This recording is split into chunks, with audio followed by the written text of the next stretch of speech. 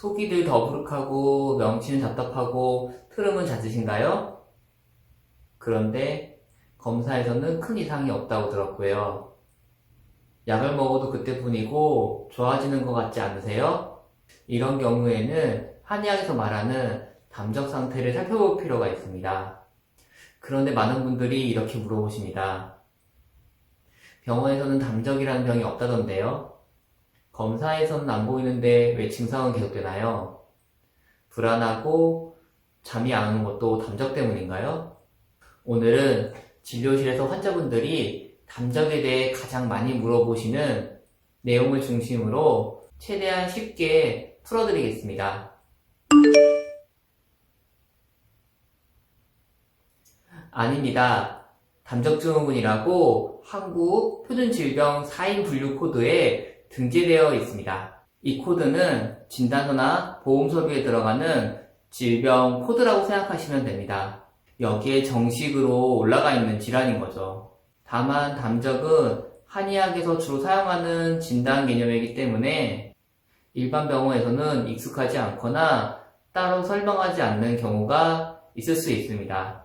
한의학에서는 단순히 느낌으로 담적이라고 하지 않습니다. 증상과 복부 상태를 함께 보면서 진단하는 기준이 있습니다. 담적의 정확한 명칭은 담적증후군입니다. 담적증후군에 대해서 쉽게 설명해 드리겠습니다. 한의학에서는 병을 일으키는 노폐물 중의 하나로 담을 꼽고 있습니다. 원래 위장이 약하거나 폭식, 과식, 야식, 기름진 음식처럼 위장에 부담을 주는 생활이 반복되면 소화가 잘 안 되어 담이 생기고 쌓일 수 있습니다. 치아와 잇몸 사이에 프라가 생기는 것을 떠올리면 좋습니다. 이렇게 담이 위장관 주변에 쌓이면 윗배가 딱딱하게 뭉친 듯 만져지기도 하고 잘 움직이지 않게 되는데요. 내시경이나 초음파에서는 잘 확인이 안 되는 상태를 담적이라고 합니다.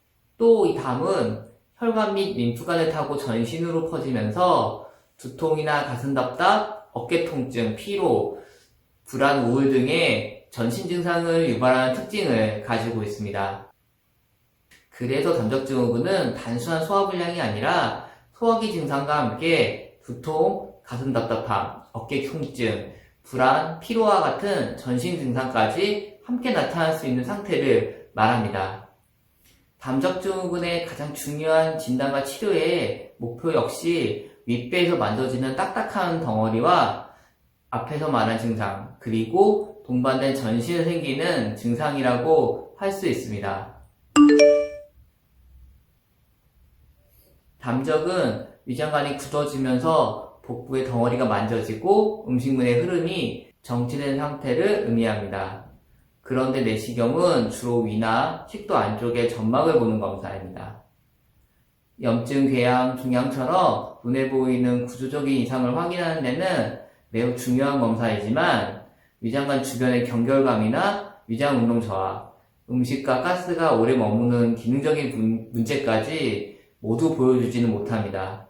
또한 혈액 검사는 염증 수치, 빈혈 여부, 간 기능과 신장 기능 같은 전신 상태를 확인하는 데 도움이 됩니다. 하지만 위장관에서 생기는 노폐물을 검출하는 검사는 아직 없기 때문에 혈액 검사를 통해서도 확인할 수가 없습니다. 현재 혈액 검사를 통해서 담적을 확인하는 연구가 진행 중으로 조만간 혈액 검사를 통해 담적을 확인할 수 있는 길이 열리기를 기대하고 있습니다.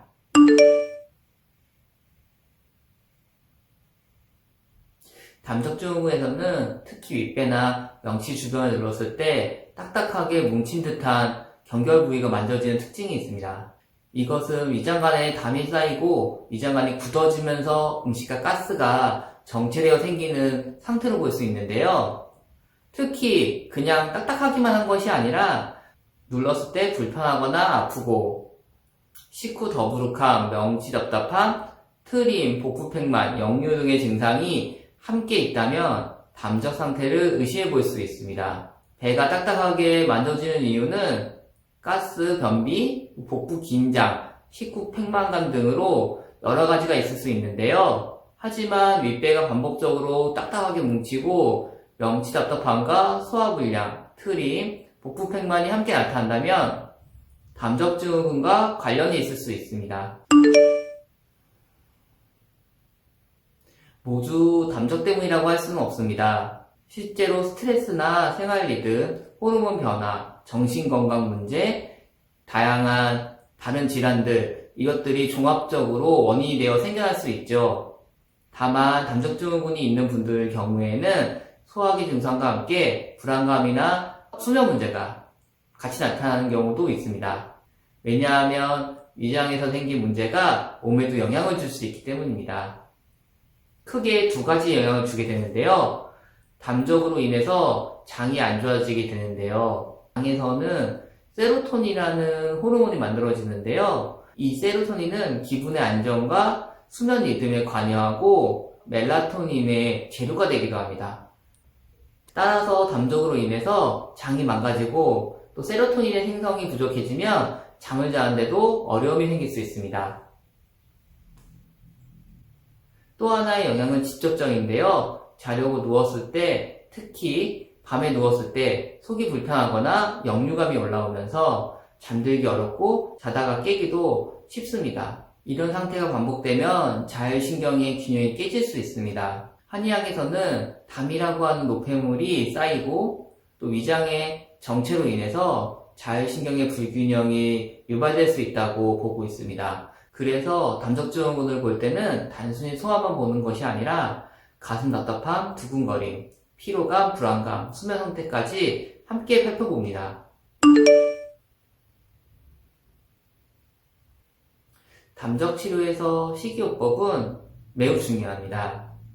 그 이유는 담적증후군이 단순히 약만의 문제가 아니라 위장에 부담을 주는 생활이 반복되면서 생기는 경우가 많기 때문입니다.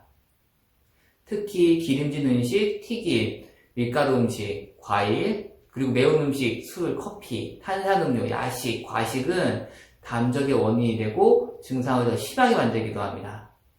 하지만 식이요법은 평생 먹지 말라는 뜻은 아닙니다. 위장이 회복되는 동안 철저하게 지키는 대신에 담적이 점차 치료되면서 단계적으로 일반적인 식사로 돌아갈 수 있습니다. 쉽게 말하면 다친 발목으로 계속 뛰면 회복이 늦어지는 것처럼 약해진 위장에 계속 부담을 주면 안 되겠죠. 담적증후군에서는 무엇을 먹느냐도 중요하지만 어떻게 먹느냐도 중요합니다. 한 번에 많이 먹지 않기, 급하게 먹지 않기, 꼭꼭 씹어 먹기, 식후 바로 눕지 않기, 야식은 피하기가 기본입니다. 정리하면 식이요법은 단순한 음식 제한이 아니라 위장 기능이 회복될 때까지 위장이 쉴 수 있도록 부담을 줄여주는 치료의 한 부분이라고 보시면 됩니다.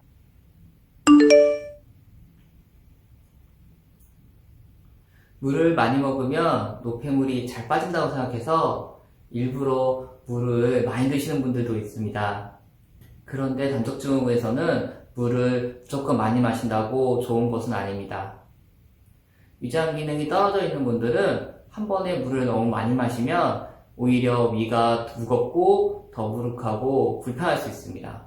특히 식사 중이나 식후에 바로 많은 물을 마시면 명치 답답함, 트름, 복부 팽만과 이 같은 증상들이 심해지는 경우도 있습니다. 그리고 치료 중에 한약도 액체 형태로 복용하는 경우가 많은데요. 한약을 복용하는 것 자체도 어느 정도 수분 섭취를 포함하고 있다고 볼 수 있습니다. 이런 상태에서 물까지 억지로 많이 마실 필요는 없습니다.